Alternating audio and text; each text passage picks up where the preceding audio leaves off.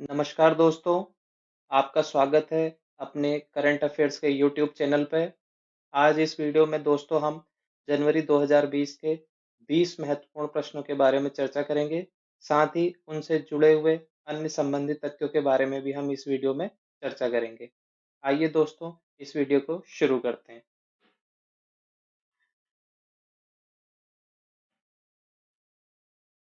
इस वीडियो का जो पहला प्रश्न है वह है दोस्तों, भारतवर्ष के 71वें गणतंत्र दिवस के मुख्य अतिथि कौन थे? तो दोस्तों, पहला क्वेश्चन यही बन जाता है कि ये कौन सा गणतंत्र दिवस था। तो यह हमारा 71वां गणतंत्र दिवस था। साथ ही हम सभी को पता है कि प्रतिवर्ष 26 जनवरी के दिन हमारा गणतंत्र दिवस मनाया जाता है, क्योंकि दोस्तों 26 जनवरी 1950 को हमारे संविधान को पूर्ण रूप से ग्रहण किया गया था और उस दिन से हम एक पूर्ण गणतंत्र बन गए थे। तो दोस्तों, इस प्रश्न का उत्तर है जायरे बोल्सोनारो।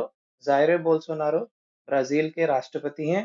साथ ही दोस्तों, ब्राजील जो है दक्षिणी अमेरिकी महाद्वीप का एक देश है, जिसकी राजधानी ब्राजीलिया और जिसकी करेंसी ब्राजीलियन रियल है। अगला प्रश्न है दोस्तों, हाल में ही ब्रिटेन के शाही परिवार के किस सदस्य ने शाही परिवार की वरिष्ठ सदस्यता त्याग दी है? तो इसका सही उत्तर है दोस्तों, प्रिंस हैरी व उनकी पत्नी मेगन मार्कल। इन दोनों ने शाही परिवार की वरिष्ठ सदस्यता त्याग दी है। तो दोस्तों, जो प्रिंस हैरी हैं वो प्रिंस चार्ल्स व प्रिंसेस डायना के बेटे हैं, और prince Harry duke of Sussex थे और मेगन मार्कल डचेस ऑफ ससेक्स थी।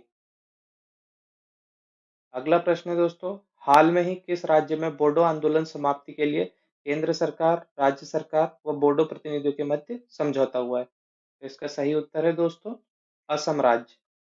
असम राज्य जो है बोडो आंदोलनों से पूर्व में कई समय से जूझ रहा है, और अब इस आंदोलन को जो है समाप्त कर दिया गया है। तो दोस्तों, आइए असम के बारे में कुछ तथ्य जान लेते हैं। तो दोस्तों, असम की राजधानी वह दिसपुर है, और असम के जो वर्तमान मुख्यमंत्री हैं वो सर्बानंद सोनोवाल हैं, जो कि भारतीय जनता पार्टी से हैं। अगला प्रश्न है दोस्तों, वर्ल्ड इकोनॉमिक फोरम द्वारा जारी the social global mobility index 2020 में भारत का स्थान कौन सा है? तो दोस्तों, इसका सही उत्तर है 76वां स्थान है। दोस्तों, ये महत्वपूर्ण इसलिए है क्योंकि वर्ल्ड इकोनॉमिक फोरम द्वारा जारी किया गया सूचकांक है। साथ ही जान लेते हैं कि इस सूचकांक में शीर्ष पे कौन सा देश रहा है। तो दोस्तों, डेनमार्क देश इसमें शीर्ष पर रहा है। अगला प्रश्न है दोस्तों, हाल में ही किस राज्य ने विधान परिषद समाप्त करने का प्रस्ताव राज्य विधानसभा में पारित किया है? तो इसका सही उत्तर है दोस्तों, आंध्र प्रदेश। आइए आंध्र प्रदेश के बारे में कुछ चीजें जान लेते हैं। आंध्र प्रदेश की राजधानी दोस्तों जो प्रस्तावित है वो अमरावती है। जो आंध्र प्रदेश के मुख्यमंत्री हैं वो वाई एस जगनमोहन रेड्डी हैं। साथ ही दोस्तों, यह भी जान लेते हैं कि कौन कौन से वो अन्य राज्य हैं जहां विधान परिषद अभी भी अस्तित्व में है। तो दोस्तों, पहला राज्य है उत्तर प्रदेश, दूसरा है बिहार, तीसरा है महाराष्ट्र, चौथा है तेलंगाना और पांचवा है कर्नाटक। जो तेलंगाना है वो आंध्र प्रदेश से ही अलग होकर के नया राज्य बना था दोस्तों। और दोस्तों, विधान परिषद को समाप्त करने के लिए विधानसभा को एक प्रस्ताव पारित कर केंद्र को भेजना होता है, जहां से संसद इसको पारित कर विधान परिषद को समाप्त कर देती है। अगला प्रश्न है दोस्तों, किस पोर्ट ट्रस्ट का नाम डॉक्टर श्यामा प्रसाद मुखर्जी के नाम पर किया गया है? तो दोस्तों, जो हमारा कोलकाता पोर्ट ट्रस्ट है उसका नाम बदलकर डॉक्टर श्यामा प्रसाद मुखर्जी के नाम पर किया गया है। दोस्तों, जो कोलकाता पोर्ट ट्रस्ट है यह 1870 में बना था। इसकी 150वीं वर्षगांठ पर इसके नाम में परिवर्तन किया गया है। और दोस्तों, यह जो कोलकाता पोर्ट ट्रस्ट है यह ईस्ट इंडिया कंपनी द्वारा बनाया गया था। अगला प्रश्न है दोस्तों, इसरो द्वारा चंद्रयान 3 का प्रक्षेपण कब प्रस्तावित है? तो इसका सही उत्तर है दोस्तों 2021। 2021 में चंद्रयान 3 का प्रक्षेपण किया जाएगा। और आप सभी को पता होगा कि चंद्रयान 2 का प्रक्षेपण पिछले वर्ष ही किया गया था, जो कि अपने अंतिम चरण में पूर्ण रूप से सफल नहीं हो पाया था। अगला प्रश्न है, इसरो द्वारा मानव युक्त गगनयान का प्रक्षेपण कब प्रस्तावित है? तो दोस्तों, इसका सही उत्तर है 2022 में। अगला प्रश्न है दोस्तों, इसरो द्वारा वर्ष के अंत में गगनयान से पूर्व अंतरिक्ष में जाने वाले रोबोट का नाम क्या है? तो दोस्तों इसका सही उत्तर है व्योम मित्र। इसरो गगनयान में मानव अंतरिक्ष यात्रियों को भेजने से पूर्व एक रोबोट को अंतरिक्ष में भेजेगा तथा इससे संबंधित जानकारियां एकत्रित करेगा। दोस्तों आइए इसरो के बारे में कुछ चीजें जान लेते हैं। दोस्तों जो इसरो है वह इंडियन स्पेस रिसर्च ऑर्गेनाइजेशन है और यह भारत में होने वाले सभी अंतरिक्ष कार्यक्रमों की एक नोडल एजेंसी है। और दोस्तों जो इसरो है इसका गठन 1969 1969 में हुआ था और इसके जो वर्तमान चेयरमैन है वो के सिवन है। दोस्तों अगला प्रश्न है, ब्रिटेन की द इकोनॉमिक इंटेलिजेंस यूनिट द्वारा जारी लोकतंत्र सूचकांक में भारत का स्थान क्या है? तो दोस्तों भारत का इसमें स्थान 51वां है।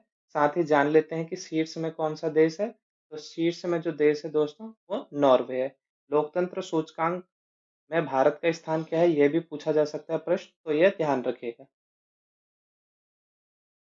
अगला प्रश्न है दोस्तों, इंटरपोल के किस पूर्व प्रमुख को चीन में 13.5 वर्ष कारावास की सजा दी गई है? तो दोस्तों इसका सही उत्तर है मैंग होंगवेई, जो कि पूर्व में चीन में मंत्री थे। उनको 13.5 वर्ष की कारावास की सजा चीन में दी गई है। तो दोस्तों जो ये इंटरपोल है इसके बारे में जान लेते हैं। दोस्तों इंटरपोल की जो फुल फॉर्म है वो है the international criminal police organisation. यह एक ऐसा प्लेटफॉर्म है जहां पर विश्व की सभी देशों की जो सदस्य देश हैं इसके वो पुलिस आपस में अपना डेटा साझा करते हैं और अपने वहां किए गए क्राइम्स के लिए जो क्रिमिनल एक देश से दूसरे देश में भाग जाते हैं उनकी जानकारी साझा करके उनकी पकड़ने की कार्रवाई को आगे बढ़ाते हैं।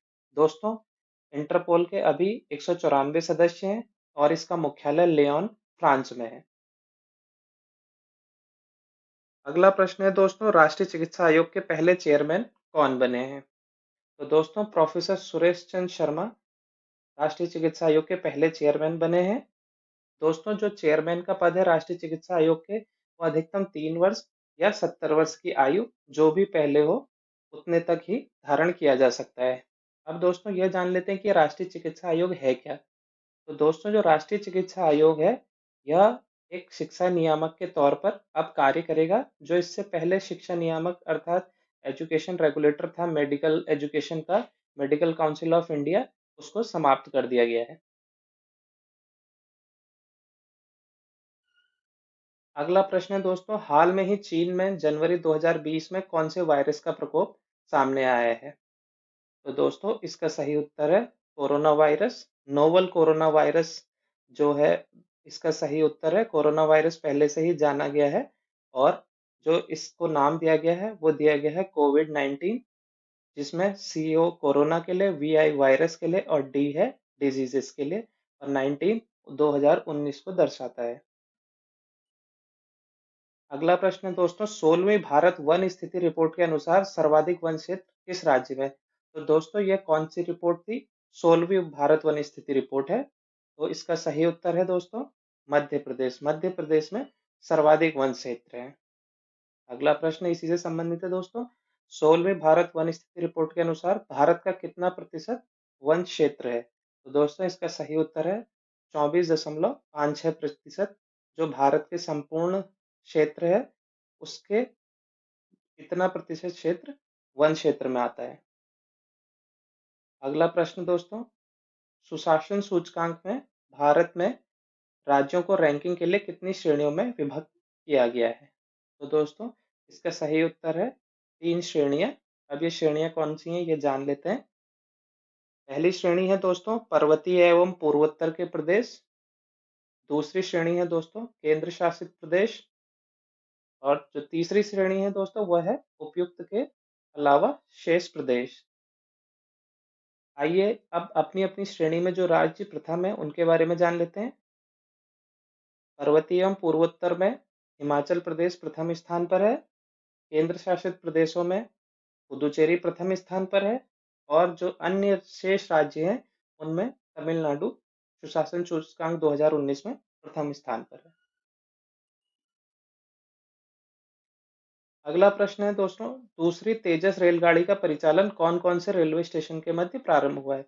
ये तेजस रेलगाड़ी है क्या दोस्तों? तेजस रेलगाड़ी जो है कॉरपोरेट ट्रेन से है और इनका संचालन सरकार ने हाल ही में प्रारंभ किया था। तो इसका सही उत्तर है दोस्तों, अहमदाबाद व मुंबई के मध्य में दूसरी तेजस रेलगाड़ी का परिचालन प्रारंभ हुआ है। तो आप जान लेते हैं साथ ही कि पहली रेलगाड़ी का परिचालन कहाँ पे हुआ था। तो पहली रेलगाड़ी का परिचालन जो हुआ था दोस्तों, वो लखनऊ व दिल्ली के मध्य हुआ था। अगला प्रश्न है दोस्तों, भारतीय जनता पार्टी के नए अध्यक्ष कौन निर्वाचित हुए हैं? तो इसका सही उत्तर है दोस्तों, जगत प्रकाश नड्डा, जिनको जेपी नड्डा भी बोलते हैं, वो भारतीय जनता पार्टी के नए अध्यक्ष निर्वाचित हुए हैं। आइए अब भारतीय जनता पार्टी के बारे में कुछ तथ्य जान लेते हैं दोस्तों, कि भारतीय जनता पार्टी कब बनी थी। यह 1980 अर्थात 1980 में जो है भारतीय जनता पार्टी के नाम से प्रारंभ हुई थी। इससे पहले जो इसका संगठन था वो भारतीय जनसंघ था, जो 1952 में बना था। अगला प्रश्न है दोस्तों, ब्रेग्जिट के पश्चात यूरोपियन यूनियन में कितने सदस्य देश रह गए हैं? तो दोस्तों इसका सही उत्तर है 27 देश। हम सभी ये जानते हैं कि ब्रिटेन ने यूरोपियन यूनियन को एग्जिट कर दिया है। उससे पहले यूरोपियन यूनियन में 28 देश हुआ करते थे, अब ब्रिटेन के जाने के बाद 27 देश शेष बचे हैं। और जो दोस्तों यूरोपियन यूनियन का वर्तमान स्वरूप है, वह लिस्बन संधि के बाद बना है। अगला प्रश्न है दोस्तों, हाल में ही किसको रिजर्व बैंक में डेप्यूटी गवर्नर नियुक्त किया गया है? तो इसका सही उत्तर है दोस्तों, माइकल देवव्रत पात्रा को रिजर्व बैंक में डेप्यूटी गवर्नर के पद पर नियुक्त किया गया है, जहां उनका कार्यकाल 3 वर्ष का होगा। साथ ही दोस्तों यह जान लेते हैं कि रिजर्व बैंक ऑफ इंडिया में एक गवर्नर, उसके अलावा 4 डेप्यूटी गवर्नर नियुक्त किए जाते हैं। अब यह भी जान लेते हैं कि हमारे वर्तमान गवर्नर कौन है। तो दोस्तों रिजर्व बैंक ऑफ इंडिया के वर्तमान गवर्नर शक्तिकांत दास हैं। साथ ही यह भी जान लेते हैं दोस्तों कि आरबीआई कब बना था।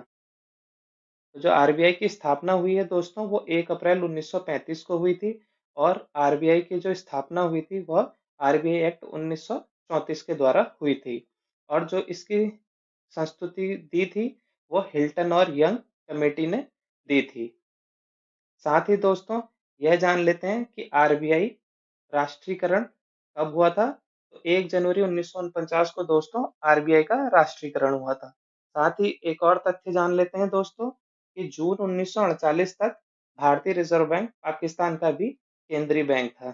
तो दोस्तों इस तरीके से हमने जनवरी 2020 के 20 महत्वपूर्ण क्वेश्चंस को कवर किया है और साथ ही मैंने उनसे संबंधित अन्य तथ्य भी आपको यहाँ पर समझाए हैं। आशा करता हूँ कि ये प्रश्न आपको पसंद आएंगे और आगे आने वाले आपके सभी एग्जाम पेपर्स में आपको सहायता करेंगे। इसी के साथ धन्यवाद।